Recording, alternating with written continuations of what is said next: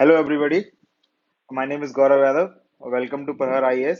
तो आज का न्यूज़ एनालिसिस शुरू करते हैं और ये न्यूज़ एनालिसिस हम लोग different news websites, government website, different newspaper, इन सबसे कोलैबोरेट करके, इन सबसे मिला के जो इम्पोर्टेंट न्यूज़ होते हैं डेली के, वो आपके लिए लाते हैं।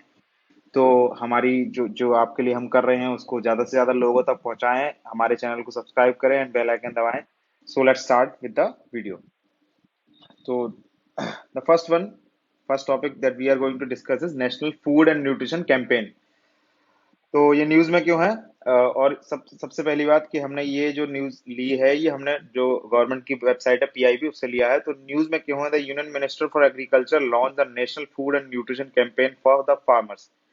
तो जैसा कि we all are listening from 2014, जब से ये बीजेपी गवर्नमेंट आई है, कि जो हमारे देश में जो माल न्यूट्रिशन की जो बहुत प्रॉब्लम है, उसको उसको खत्म करना है।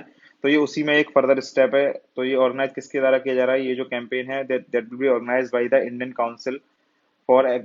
Council of Agricultural Research ICAR द्वारा ये ऑर्गेनाइज किया जाएगा। गवर्नमेंट है resolve to solve the problem of malnutrition under the leadership of prime minister and also launch several schemes and program in this direction. तो जैसा मैंने अभी बताया कि गवर्नमेंट ने ये रिजॉल्व किया है कि जो माल न्यूट्रिशन की प्रॉब्लम है उसको हमारे देश से खत्म किया जाएगा। और उसी के तहत कई सारी स्कीम्स लाई गई हैं बच्चों के लिए, फिर उनकी मदर्स के लिए। और ये जो स्कीम है वो स्पेशली फार्मर्स के लिए है। The year 2023 will be celebrated as the international year of millets under leadership of India. तो ईयर 2023 है, उसको प्लान किया जा रहा है कि इसको इंटरनेशनल ईयर ऑफ मिलेट मनाया जाएगा। और किसके, मतलब जो इंटरनेशनली मनाया जाएगा, पर लीड करेगा हमारी country India. Farmer associated with कृषि विज्ञान केंद्र should motivate other farmers for improved farming and ensure participation of all farmers in various schemes, farmers produce organizations, agri infra fund, and increasing the area of organic farming under traditional farming। तो ये जो campaign होगा, इसमें क्या होगा कि farmers जितने, जो कृषि विज्ञान केंद्र से जितने एसोसिएटेड हैं जो फार्मर्स, वो बाकी अदर फार्मर्स को मोटिवेट करेंगे कि वो जितनी स्कीम्स हैं, जैसे फार्मर प्रोड्यूस ऑर्गेनाइजेशन है, एग्री इंफ्रा फंड है, उसमें उसमें पार्टिसिपेट करें। और जो जो एरिया है जिसमें जो फर्टिलाइजर का यूज कम करके ऑर्गेनिक फार्मिंग को ज्यादा से ज्यादा प्रोड्यूस करें। और ये जो ट्रेडिशनल फार्मिंग है उसको, क्योंकि आप, वी ऑल नो कि फर्टिलाइजर से, हाँ, अपना प्रोड्यूस बढ़ता है, अपना जो जितना प्रोडक्शन है वो बढ़ जाता है, but in the long run the fertiliser जो हमारी सॉइल है उसकी क्वालिटी को डिग्रेड करता जा रहा है। और दूसरी चीज, सॉइल के अंदर जो हमारे जो क्रिएचर्स होते हैं छोटे छोटे, उनको खत्म करता है। तो ये लॉन्ग रन में हमारे लिए अच्छा नहीं है। हम जितना कम से कम फर्टिलाइजर यूज करें वो अच्छा है, और ऑर्गेनिक फार्मिंग को बढ़ावा दें। Second one is stop TB partnership board. Stop TB partnership board ये न्यूज में क्यों है? न्यूज में इसलिए है क्योंकि union minister of health and family welfare जो हैं, मनसुख मांडविया जी, उन्होंने चार्ज लिया है as a chairperson of stop TB partnership board. इससे पहले कौन थे? इससे पहले जो हमारे प्रीवियस हेल्थ मिनिस्टर थे, हर्षवर्धन, डॉक्टर हर्षवर्धन, वो थे इसके चेयरमैन। और अब जो हमारे अभी के हेल्थ मिनिस्टर हैं, डॉक्टर मनसुख मांडविया जी, उन्होंने इसका चार्ज लिया है। He also expressed his gratitude to outgoing chair of Stop TB Board, former Union Minister of Health and Family Welfare, Dr. Harshvardhan. तो ये जो स्टॉप टी पार्टनरशिप बोर्ड है, ये है क्या? सबसे पहली बात तो कि इसका एस्टेब्लिशमेंट जो हुआ था वो 2000 में हुआ था। और ये, it is mandated to eliminate tuberculosis as a public health problem. इसका जो मैंडेट है, इसका जो गोल है, वो क्या है कि जो ट्यूबरक्लोसिस है उसको देश से खत्म करना है।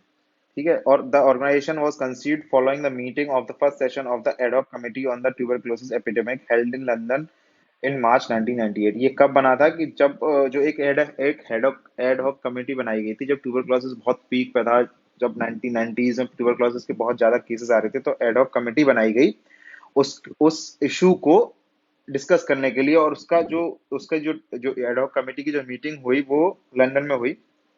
तो उस लंदन की जो फर्स्ट मीटिंग, लंदन में जो फर्स्ट मीटिंग हुई, उसके होने के बाद ये जो ऑर्गेनाइजेशन थी वो बनाई गई 1998 में। मतलब जो इसकी मीटिंग हुई और 2000 में ये एस्टेब्लिशमेंट हो गई। In its inaugural year itself, the Stop TB partnership through the Amsterdam Declaration gave a call for collaborative action from ministerial delegations from 20 countries that bear the highest burden of TB। तो इसके अपने पहले ही साल में जो establishment थी, इसके पहले ही साल में एम्स्टर्डम डिक्लेरेशन के अनुसार जो 20 कंट्रीज थी जिनमें टीबी के केसेस सबसे ज्यादा थे, उनसे उनके जो मिनिस्टर्स थे उन सबसे कोलैबोरेट करके एक एक्शन, मतलब सब मिलके जो एक्शन लेंगे तो उसको खत्म करने के लिए कि जिन देशों में सबसे ज्यादा है उसमें कैसे खत्म की जाए, उस बारे में ये पहले ही साल में किया गया था। It has 1,500 partner organizations which include international non-governmental and governmental organization and patients groups. The secretariat is based in Geneva. इसके 1500 पार्टनर ऑर्गेनाइजेशन है जो पूरे विश्व में फैले हुए हैं। गवर्नमेंट भी है, नॉन गवर्नमेंट भी है, और एनजीओ एंड पेशेंट्स ग्रुप सारे मिला के 1500 पार्टनर ऑर्गेनाइजेशन है, और इसका जो सेक्रेटेरिएट है वो है जेनेवा, स्विट्जरलैंड। ये जो क्वेश्चन है वो बहुत आते हैं कि किसी ऑर्गेनाइजेशन का हेडक्वार्टर्स कहाँ है, और किसी ऑर्गेनाइजेशन की इनिशियल कहाँ से हुआ, किस ईयर में हुआ। तो ये सारी चीजें अगर आप ध्यान रखेंगे तो आपकी प्रिपरेशन बहुत अच्छी रहेगी। बस आपको कुछ नहीं करना है, जो न्यूज में है उस कोई भी ऑर्गेनाइजेशन अगर आपको न्यूज में दिखाई देती है तो उसके बारे में पढ़ें कि ये कब बनी थी, इसका हेडक्वार्टर कहाँ पर है, और इसका मैंडेट क्या है। ये तीन चीजें बेसिकली पूछी जाती हैं। ये जो न्यूज में है वो तो है ही, वो स्टैटिक पार्ट है, और बाकी आपको क्या पढ़ना है कि इसका हेडक्वार्टर कहाँ है, इसका मैंडेट क्या है, कब बनी थी। ये सारी चीजें अगर आप कवर करते चलेंगे न्यूज के साथ तो आपका करंट अफेयर्स बहुत इजीली होता रहेगा, आपको अलग से कुछ भी पढ़ने की जरूरत नहीं है। तो आगे बढ़ते हैं। द थर्ड वन है north eastern reason district STG index and dashboard 2021-22। तो जो नॉर्थ ईस्टर्न रीजन है उनके लिए डिस्ट्रिक्ट वाइज एसडीजी की लिस्ट बनाएगी। जो एसडीजी क्या है, सस्टेनेबल डेवलपमेंट गोल्स, उनकी list NITI Aayog releases north eastern reason STG index and dashboard 2021-22 ये निकाला गया है। तो ये जो न्यूज़ है वो पीआईबी से हमने ली है, ये पीआईबी से उठाया है। और इसमें बस उसमें कुछ नीति आयोग ने दिया है कि टॉप 10 डिस्ट्रिक्ट कौन से हैं एंड बॉटम 10 डिस्ट्रिक्ट कौन से हैं। जैसे कि नीति आयोग अलग अलग ये करती रहती है, जैसे hunger index and other other many index. तो ये एसडीजी इंडेक्स है, केवल नॉर्थ ईस्टर्न डिस्ट्रिक्ट के लिए डेडिकेटेड है। ये क्या है? NER district SDG index and dashboard है collaborative effort by NITI Aayog and ministry of DONER। DONER क्या है? Development of north eastern region with technical support from UNDP, united nation development programme की टेक्निकल सपोर्ट द्वारा इन और नीति Aayog and ministry of DONER ने ये किया है। तो index measure the performance of district of 8 states of Arunachal Pradesh, Assam, Manipur, Meghalaya, Mizoram, Nagaland, Sikkim and Tripura on the sustainable development goals। In 8 states के डिस्ट्रिक्ट्स को major किया है SDG पे कि कौन सब अच्छा कर रहा है और कौन पीछे है। तो रिजल्ट क्या है और फाइंडिंग्स क्या है वो देखते हैं। आउट ऑफ 103 डिस्ट्रिक्ट, मतलब 103 डिस्ट्रिक्ट्स में चेक किया गया, consider for ranking 64 district belong to the front runner category. के सबसे आगे जो चल रहे हैं वो 64 डिस्ट्रिक्ट थे, while 39 district were in the performer category, जो बढ़ रहे हैं आगे। परफॉर्मर कैटेगरी क्या होता है? जो आगे बढ़ रहे हैं, और फ्रंट रनर जो आगे हैं पहले से। In the composite score and ranking of district, all district in Sikkim and Tripura fall in the front runner category. Sikkim और त्रिपुरा के सारे डिस्ट्रिक्ट फ्रंट रनर कैटेगरी में थे, and there are no district in aspirant and achiever category. Aspirant और achiever category में कोई भी नहीं है सिक्किम और त्रिपुरा के। ईस्ट सिक्किम का स्कोर जो था 75.87, रैंक फर्स्ट, सबसे पहला सबसे जो आगे है वो है east Sikkim, follows bye district Gomti and north Tripura. ये पहला है, फिर दूसरा, फिर तीसरा। इनके स्कोर हैं respectively 75.87, 75.73। The score of 103 district ranges from 53, ये लोएस्ट है, in Kiphire Nagaland, to 75.87 in east Sikkim, ये सबसे ज्यादा है। तो जो रेंज है 53 टू 75.87, इसका सोर्स है पीआईबी। और किलाउए वॉल्केनो के बारे में, ये किलाउए वॉल्केनो आपने बहुत सुना होगा, बहुत पुरानी वॉल्केनो है और शायद कई बार ये एरप्ट हो चुकी है। तो अभी ये फिर से न्यूज में है। न्यूज में क्यों है कि जो ground at the summit of Kilauea volcano in Hawaii has been rumbling and swelling in recent days, prompting scientists to warn that the mountain could once again disgorge lava।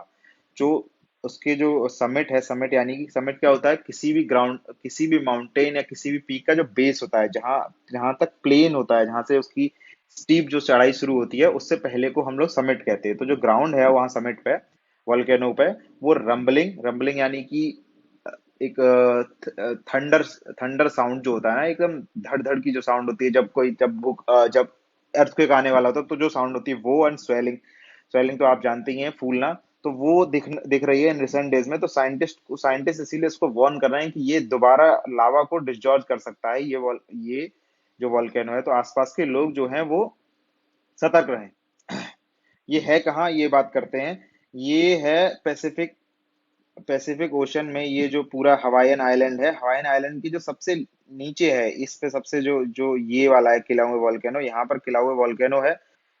तो किलाउए volcano, ये highway है 103, Helo है किलाउए volcano, यहाँ पड़ता है बिल्कुल जो Pacific ocean के पास में। The activity is occurring at the summit of Kilauea volcano, an uninhabited area. यहाँ पे जो समिट है वॉल्केनो का, वहाँ पे अनइनहेबिटेड है, यहाँ कोई रहता नहीं है। विद इन हवाई volcanoes national park in big island. कहाँ पे? हवाई volcano national park in on the big island. ये जो आइलैंड है ये बिग आइलैंड है। ठीक है, this is about 200 mile south east of Honolulu, which is on a different island called Oahu. तो ये जो होनोलुलु है, ये अलग आइलैंड पर है, ओहाउ।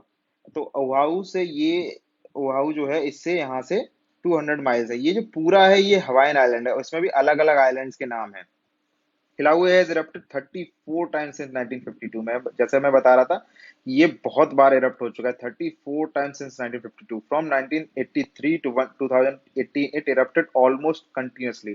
मतलब आप खुद सोचिए, 1983 से 2018 तक ये कंटिन्यूसली इरप्ट हो रहा था। इसीलिए अनइनहेबिटेड है, मतलब वहां कोई रह नहीं रहा, क्योंकि जब इतना इरप्शन हो रहा है तो वहां कौन रहेगा। In some cases sending streams of lava that covered farms and home. मतलब कभी कभी तो इतना लावा निकलता है कि फार्म्स और होम को कवर कर देता है। ये सोर्स हमने ये कहाँ से लिया? हमने लिया है इंडियन एक्सप्रेस से।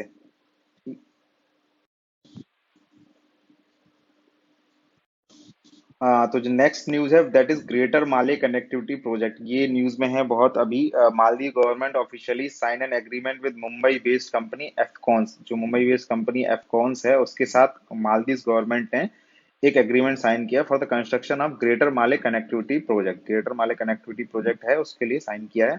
ये हमने इंडियन एक्सप्रेस से लिया है न्यूज। तो ये क्या है, बात करते हैं।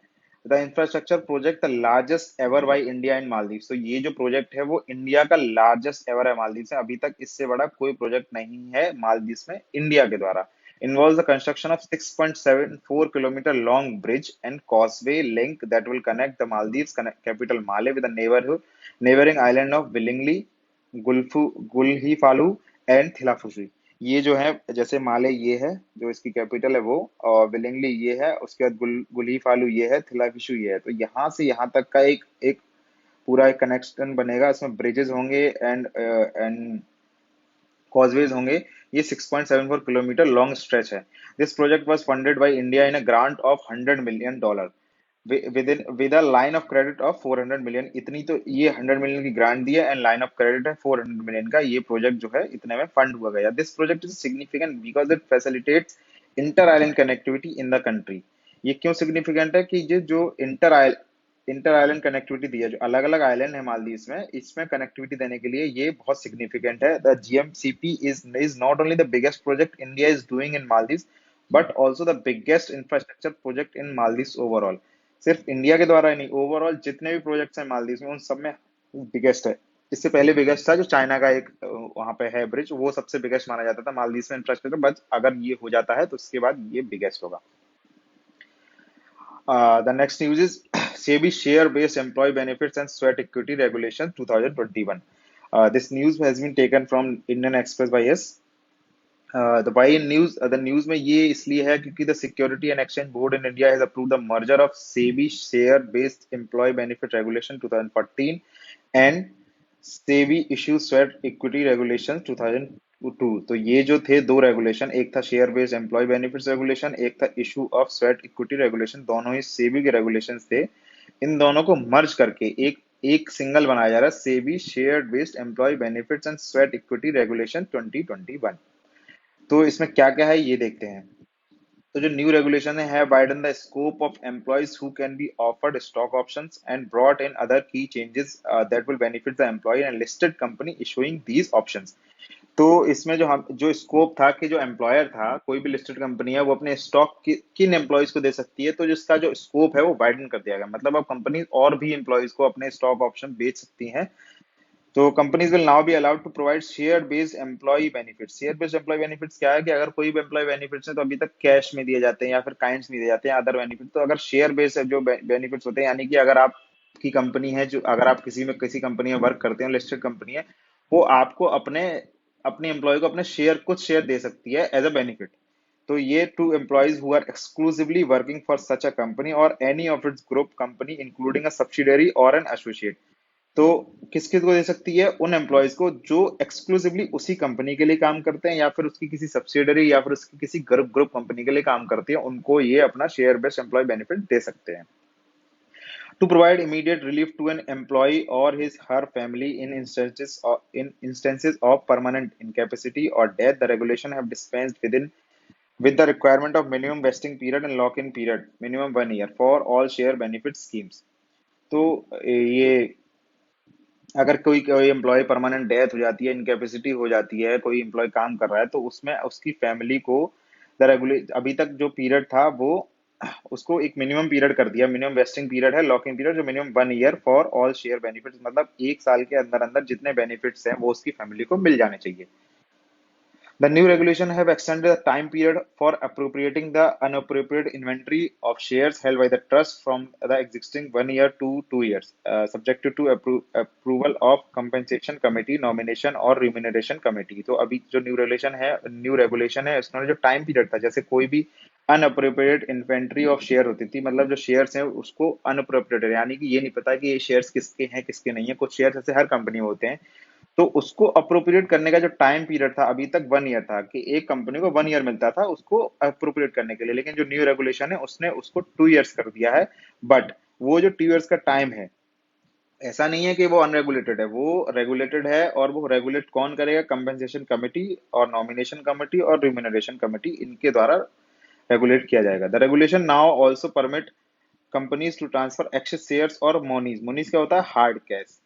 तो जो एक्सेस शेयर्स हैं और monies held by trust upon its winding up, जब जब ट्रस्ट का वाइंडिंग अप होती है, तो जो ट्रस्ट के पास शेयर्स और मोनीज हैं उनको other share based employ benefit schemes में ट्रांसफर कर दिया जाएगा, subjected to approval of share holder for such transfer. वो ऐसे ही ये नहीं कि बाइंड अप हुआ और हमने किसी में भी शेयर में ट्रांसफर कर दिया, उनको जो जितने शेयर होल्डर्स हैं उनका अप्रूवल भी होना चाहिए, तभी ट्रांसफर होगा। These new rules will be applicable only to listed companies as these have been framed by SEBI, which only regulate listed company। जो न्यू रूल्स हैं वो एप्लीकेबल हैं, these are only applicable to listed companies, because जो सेबी है वो किसको regulate करती है? Only to listed companies. These basic चीज, ये जो बेसिक थिंग्स होती है ना, ये बहुत बार एग्जाम में आती हैं और हम भूल जाते हैं कि सेबी सिर्फ लिस्टेड कंपनी को रेगुलेट करती है। तो ये जो न्यू रूल्स हैं वो भी लिस्टेड कंपनीज के लिए। अगर मान लीजिए आपके पास क्वेश्चन आ जाता है कि ये जो न्यू रूल्स हैं, 4 ऑप्शन दे दिए, 4 कंपनी जिसमें से 3 लिस्टेड है, एक लिस्टेड नहीं है, इनमें से किस किस के लिए, तो आप सब में लगा देंगे क्योंकि आप सोचेंगे ये कंपनी तो बहुत बड़ी है, इसमें तो रेगुलेट होती होंगी, लेकिन नहीं। आप ये चेक करेंगे कि कौन सी रेगुलेटेड है या नहीं, because SEBI only regulates listed companies. Seventh one is world bank. World bank की न्यूज में भी अभी आप न्यूज में, जैसा कि अफगानिस्तान में आप देख ही रहे होंगे, तालिबान ने टेक ओवर कर लिया है और बहुत ही अभी वहां पे हालत बहुत बुरे हैं, लोगों को निकाला जा रहा है। सारी कंपनीज अपने अपने सिटीजन्स को और अपने अपने एम्बेसडर्स एंड अपने अपने जितने लोगों को निकाल रहे हैं, तो वहाँ हालत बहुत खराब है। तो उसको देखते हुए वर्ल्ड बैंक ने जितने अपने फाइनेंशियल असिस्टेंस थे वो रोक दिए हैं। World bank has halted all financial assistant projects of Afghanistan. क्या है? The move comes in the wake of Taliban assuming power in the country. The world bank pause disbursement in its operation. जितने operation चल रहे थे तो उसमें जो जो भी डिसबर्समेंट होगा उसको अभी रोक दिया है, और closely monitoring and assessing the situation in line with its internal policies and procedure. तो जो भी वहाँ सिचुएशन है उसको क्लोजली मॉनिटर किया जा रहा है, उसी के हिसाब से आगे डिसबर्समेंट किया जाएगा। The World Bank will continue to consult closely with the international community and development partner in this direction। तो वर्ल्ड बैंक है वो अलग अलग इंटरनेशनल कम्युनिटी जैसे यूनाइटेड नेशंस हैं और अलग जितनी कंट्रीज हैं जो वहाँ पे स्टेक होल्डर्स हैं, जैसे इंडिया का बहुत वहाँ पैसा लगा हुआ है, यूएस, रशिया, इन सारे स्टेक होल्डर्स के साथ मिलके कंसल्ट करके उसके बाद ही वर्ल्ड बैंक कोई यार डिसीजन लेगा। Concerns have also been raised as regard the impact on the country's development prospect specially for women. तो जैसे जब तालिबान पिछली बार जब सत्ता में था, तो Taliban is known for its rudimentary government, यानी कि वो बहुत ही अलगा नैरो थिंकिंग के, उनके लिए उनके हिसाब से, जैसे इस्लामिस्ट गवर्नमेंट जब वो प्योर इस्लामिस्ट गवर्नमेंट पे है, उनके हिसाब से women should not work, women अपना कवर करके रहना चाहिए, और ये वो बहुत सारे रेडिकल थिंकिंग है उनकी, तो इसीलिए कंसर्न रेज किए जा रहे हैं कि कंट्री की डेवलपमेंट प्रोस्पेक्ट्स पर क्या असर होगा। ये कहीं ऐसा तो नहीं होगा कि वापस उसी तरह हो जाएगा जैसा 20 साल पहले इनकी गवर्नमेंट थी, और specially for women. The eighth one is drone rule 2021, ये भी हमने पीआईबी से लिया है। तो ड्रोन रूल क्या है, जैसे मार्च 2021 में मिनिस्ट्री ऑफ, जब जैसे आपने देखा होगा मार्च में एक हमला हुआ था ड्रोन के द्वारा जम्मू एंड कश्मीर में, तो उस टाइम पे फिर मिनिस्ट्री ऑफ सिविल एविएशन ने कुछ unmanned aircraft system rules release किए थे। फिर उन रूल्स पर फीडबैक दिए गए, अलग अलग स्टेक होल्डर्स, अलग अलग जो जितने लोग हैं उन्होंने फीडबैक दिए। उन फीडबैक के on based on that feedback the government has decided to repeal the US rules। तो अनमैन एयरक्राफ्ट रूल्स थे उसको रिपील किया जा रहा है, और उस replace the same with the liberalised drone rules. अब ये जो नए रूल्स आ रहे हैं उनका नाम है लिबरलाइज्ड ड्रोन रूल्स 2021। इसके फीचर्स क्या हैं, सेवरल अप्रूवल्स अबॉलिश, जितने जैसे पहले इतने सारे जो अप्रूवल्स थे उन उसमें से बहुत सारे जो अबॉलिश कर दिए गए, जैसे unique authorisation number, unique prototype identification number, certificate of manufacturing and airworthiness, certificate of conformance, certificate of maintenance, import clearance, acceptance of existing drones, operator permit, authorisation of R&D organisation, student remote pilot licence, remote pilot instruction authorisation, drone port authorisation etcetera. ऐसे कई सारे approvals हैं जो पिछले rules में लेने पड़ते थे, उनको हटा दिया गया है। और number of forms reduce from 25 to 5, मतलब पहले वाले रूल्स में था कि इतने 25 फॉर्म भरने पड़ते थे अगर आपको ड्रोन उड़ाना है, तो उसको 5 कर दिया गया। Types of fees reduce from 72 to 4, अलग अलग टाइप की फीस थी, 72 टाइप की फीस थी, उसको सिर्फ 4 तरह का कर दिया गया है। Quantum of fees reduce to nominal levels and dealing with size of drone. पहले वाले रूल्स में क्या था कि साइज ऑफ ड्रोन है उसके हिसाब से फीस रहेगी, मतलब अगर आपका ड्रोन छोटा है तो फीस कम होगी, ड्रोन ज्यादा है तो फीस ज्यादा होगी, वही तभी 72 टाइप की फीस थी। अब वाले रूल्स में जो है वो उस साइज ऑफ ड्रोन से डीलिंग कर दिया गया है कि अब साइज ऑफ ड्रोन से कोई मतलब नहीं, आपकी जो फीस है उसका क्वांटम है वो कम कर दिया गया, और एक मतलब सिमिलर लेवल पर सिर्फ 4 तरह की फीस है। डिजिटल स्काई प्लेटफॉर्म एक बनाया जाएगा, उसमें क्या होगा, shall be develop as a user friendly single window system, no permission required for operating drones in green zones, yellow zones reduce from 45 kilometre to 12 kilometre from the airport perimeter.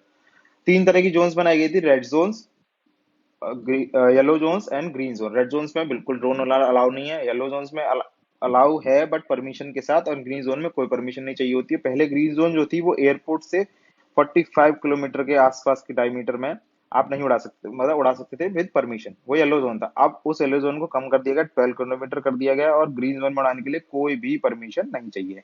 No remote pilot licence required for micro drone, जो non commercial use के लिए जो drone होते हैं, जैसे लोग blogging के लिए यूज करते हैं ड्रोन, और लोग वीडियो बनाने के लिए ड्रोन को यूज करते हैं, उसके लिए कोई भी लाइसेंस की जरूरत नहीं है। Drone promotion council to be set up by government with participation from academia, startups and other stake holders to facilitate a growth oriented regulatory regime. एक ड्रोन प्रमोशन काउंसिल बनाई जाएगी, काउंसिल गवर्नमेंट के द्वारा, और गवर्नमेंट उनमें किसकी help लेगी, academia की, स्टार्टअप की और अदर स्टेक होल्डर्स की हेल्प लेके एक काउंसिल बनाई जाएगी, ताकि इस ड्रोन जो समस्या है जो चल रही है उसको अच्छे से सॉल्व किया जा सके। और ये सोर्स है जो हमने लिया है वो पीआईबी से लिया है। ये आप एक बात मैं कहना चाहूंगा कि आप एक ही सोर्स पर ना डिपेंडेंट रहें। जैसे अगर आप एक न्यूज़पेपर पढ़ते हैं कोई भी, for example the Hindu, the Indian express, कोई भी एक ही उसी पे ना रहें। आप डिफरेंट गवर्नमेंट वेबसाइट्स को, जो सबसे रिलायबल सोर्स है गवर्नमेंट वेबसाइट्स, उनको चेक करते रहें रेगुलरली, और उसी के न्यूज आर्टिकल्स पढ़ें, उसमें पता करते रहें कि क्या चल रहा है, क्या न्यूज में। बाकी हमारी वीडियो तो है ही, आप उसको देख ही सकते हैं कभी भी। तो आज के लिए इतना ही काफी है। Thank you so much for watching, और please like, share and subscribe the channel, bell icon भी दबाएं। और अगर आपको कोई भी, अगर आपको अच्छी लगती है तो कमेंट करें, अगर नहीं भी अच्छी लगती तो please tell us what we can do better. Thank you so much.